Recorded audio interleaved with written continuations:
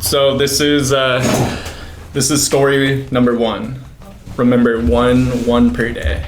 Yep, one story per day. The Three Stooges, story number 1. Well, who are you guys taking to your mother and I's annual ball? Seth Cawley said to his 3 sons. Seth Cawley was a big, brute, honest man with dignity and a big heart. Of course, his eyes were blue and his hair was blonde.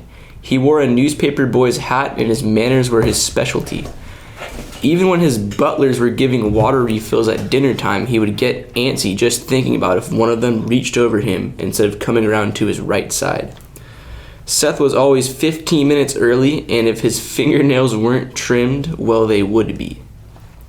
He was curious for his 3 teenage sons as to who they would bring along as dates to one of the most important nights of the year, for him anyways.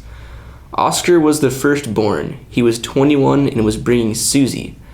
The year was 1960, and the 2 of them had met a few years prior on a desert field studies trip. Susie had fucked 2 people in her 22 years of being alive, and she wasn't intending on increasing that number anytime soon. The first one, named Ezekiel Reyes, was from her hometown a few hours away.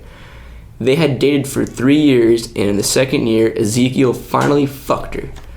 They were in love, so it wasn't really like a finally for him. Susie moved to her current hometown where she met Oscar, and he was hopefully going to be her number 3, and vice versa.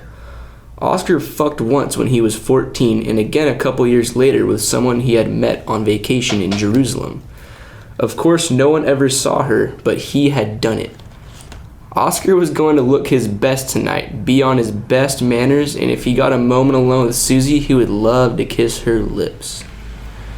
Thomas was the middle son. He was 21 as well, just about 11 months younger than his older brother Oscar.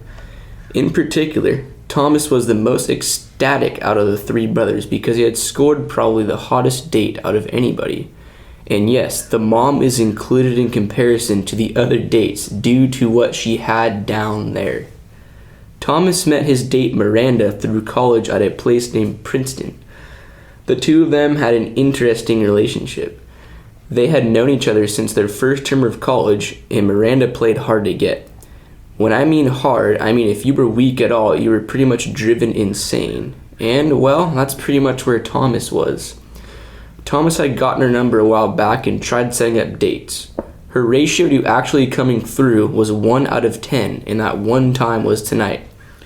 She always replied to his phone calls and would have him thinking he had a chance, while deep down she was in full control, with no intentions of going out with him, even for a night. Miranda thought she was being hit on if another colleague held a door open for her. She had slept with 7 guys total, and they have all been around for at least a year. One time she invited her fuck buddy to come over, and when he got there was another guy there. The fuck buddy left right away just because he has a project due in the morning. The point she was making is that it's her body and she got to decide what would happen to it sexually. Well, tonight, she was lonely and felt like free food and alcohol, plus there were other hot guys from around the city going she might talk to. Thomas was ecstatic and wasn't going to let anything hold him down from his accomplishment. "Hey, Oscar," Seth said with a weary voice. "Who's Nickel taking tonight?" "I haven't had the chance to ask." "He's helping your mom pick up her dress," Seth said. "He's with Jane," Thomas said with a snarl. Oscar and Thomas did what they do best. They picked on their youngest brother and would snitch him out if it meant being on better terms with their parents. Remember now, Thomas, Oscar, and Nickel are the 3 sons of Seth. "What? He's not bringing her tonight. I fucking told him." Seth didn't want the town slut coming anywhere near his elaborate night of beauty and cleanliness. "Get in the van, boys. We will pick up mom and your dates and head straight there. I don't give an ass fucks if we leave your brother behind. He's done for in the morning," Seth said with a stern jaw. The family loaded up and were on their way to the ball. Jane was the town slut, and you really think a classical mannerism man like Seth McCauley wants her at this ball? Try telling that to the youngest boy, Nickel. He was 18 and had been sleeping around with anything he could get his paws on. Jane had a huge ass, red lips, and knew how to suck a cock. She had years of experience racked up and lost count of how many guys she's fucked since she hit a 60-person body count. Jane was witty, pleasant to be around, and had an interesting sense of humor. Well, I have to go to my parents' ball and hang out with two assholes of brothers, Nickel thought to himself. Why not do it with someone I've already fucked, can laugh with, and will get some looks? Nickel asked her to come with him, and of course she said yes. No games, no bullshit, and Nickel knew if he got too drunk, she'd take his pants off for him. He respected that, and in a weird way, he liked her more for having these traits. He wanted to bring her to this, and was proud to have her join his side. Dad's gonna kill you, dip, Oscar said to Nickel. Go over to him now and ditch that whore you brought. Thomas followed by with a hushed whisper. Seth came around the corner before Nickel could respond to his brother's harsh comments. Sorry, Dad, we didn't ride along with the rest of you. Time escaped and we had to get ready at Jane's house, said by Nickel. I don't want to hear it, Seth said. You have disappointed and disrespected your mother and I by bringing your whore friend with you. I have my fucking friends here tonight. What are they going to say about my presentation of this family? Look at Oscar and Thomas. You couldn't find anyone else but Jane? Seth's voice was weakened as he made eye contact with Jane, a little from disgust that his own blood would do him wrong like this. Jane felt terrible, but she stood strong. It wasn't her place to say anything back, so she did what she did best and took it. Nickel looked at everyone in front of him. They looked so clean and well-groomed in their different colored suits. He looked at his brother's eyes and their smirks as they stood 15 feet away next to their parents and dates. He knew deep down the girls they were with weren't going to fuck them, let alone be as cool as Jane. Nickel looked at the torch in the background as it dimly lit Seth's outline as he stood with a finger trembling in Jane in his direction. Moss hung over the cobblestone pillars behind the family as it was alive, coming out of the black tunnel behind everyone. The green grass felt so good underneath Nickel and Jane's shoes as they stood off the cobblestone path of rock steps leading to the family. It was dark outside, but more of a navy blue darkness, a chilling but warm night you only get during the summers in the 1960s, and one that would never be forgotten, especially with the stars overhead. Well, I apologize, Father, for what I did and what I'm about to say. Nickel grabbed Jane's hand. While turtle shit and bitch boss are over there with their fingers up their ass trying to do some bullshit with some fake broads that don't like them, let alone they're never gonna get with, I've been getting head behind the tree over there for the 4th time tonight alone. While we've been waiting for you bitches to roll up. You guys didn't even want to know what we've done so far today. Now excuse me while I finish what I started. Nickel pulled on Jane to follow as they walked past everyone. Your dress looks beautiful, Mom, Nickel said as he walked past everyone that had given him so much grief. Nickel and his mom exchanged smiles with each other as Jane and him passed by. Don't worry, Jane. My mom slept with over half the men here. Now your turn to pick a tree as Nickel put Jane's soft hand on his half-chub penis hiding inside his pants. So yeah, that's just the classic social dynamic, and there's a few things that happen there. So the climax is definitely at the end, when actually let me back up a little bit. So pretty much there's a family dynamic where Seth is the father, and he's this super strict man, family man, super punctual, very clean cut. Would never be caught dead with a quote unquote like a slut or a whore, you know. And the two older boys, Oscar and Thomas, that kind of rubbed off on them, and they're kind of acting the same way, being very discriminating on against their youngest brother Nickel, and this is the 1960s, so there's like a ball that they're going to, and Nickel, the youngest son, the brother of Oscar and Thomas, he's bringing this girl named Jane, who in the story, you know, there's details, she slept with lost count of how many people she's been with, past like a 60-person body count, and they're kind of giving Nickel shit this whole time. The dad's not fond of Jane. It's just a super terrible situation where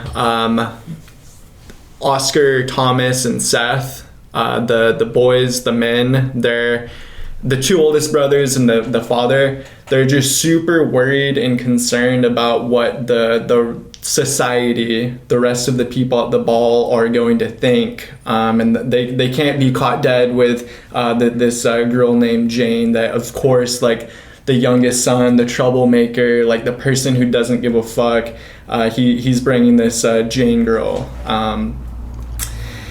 And notice I gave a couple little backstories about the two oldest brothers, Oscar and Thomas. They kind of, I mean,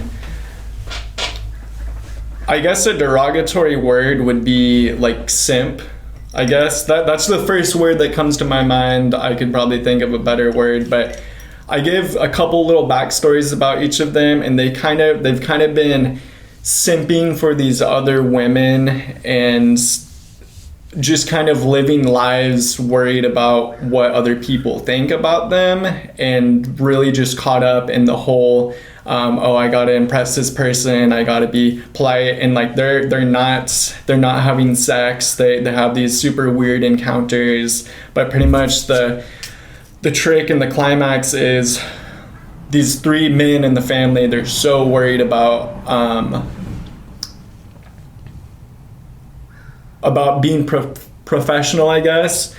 And the mom, the wife of Seth, at the end of the story, it's revealed from the youngest boy, Nickel. Nickel tells Jane, yeah, like, my mom slept with over half the people here. So it's just an ironic situation that these two oldest brothers and the dad, they're giving the youngest brother, Nickel, so much shit this entire time, like doesn't want him bringing like a slut to the ball and whatnot.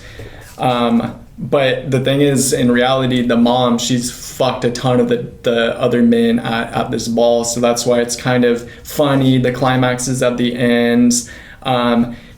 Nickel, the youngest son, he's gotten, I think it said, like, he's already gotten head like 4 times that day. They're hiding behind trees, fucking each other. Like, this is supposed to be like some fun, elegant thing in like the 1960s, like a very formal event for a rich family, typical like movie like situation, where the youngest person's always kind of getting fucked or like screwed with. But that, yeah, I don't know, I kind of relate that story just to society, because I mean, it happens not frequently, but stories that popped into my head that kind of inspired me to write this is like, Laser, like, I can't fuck this person because they've hooked up with this friend, and even though I want to have sex with them, I just can't do it. So, you know, throughout the years, I've heard, I feel like everybody's experienced that, and it's just like, why do you even care? Like, if you want to have sex with this person, just do it. You know what I mean? So that kind of was the main thing about writing this story.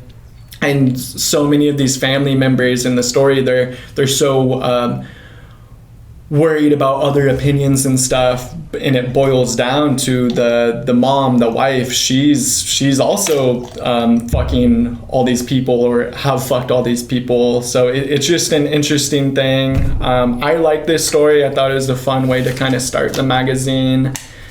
But yeah, I feel like I'm forgetting a bunch of stuff. But yeah, Evan, anything you want to add on, or like any opinions, views?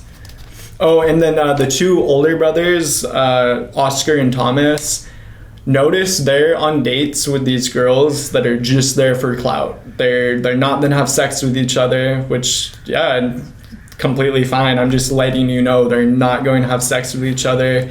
Their dates, they're there for social clout and kind of boosting their social role, and oh my god, like I'm going to this ball and I'm taking advantage of this guy. I'm gonna take advantage of this person simping for me, and just kind of roll with it and tease him a little bit and have his expectations get high. And yeah, and that's the funny thing is, Nickel was like, you know what, fuck all that bullshit. Like, I'm gonna bring this person I've been fucking and having amazing sex with, and I'm gonna bring her here despite of what everybody else has said, and they're going to have sex during the ball and after the ball, and Nickel doesn't give a fuck what anybody's got to say about him. So yeah, story number one. Yeah, thank you, Evan.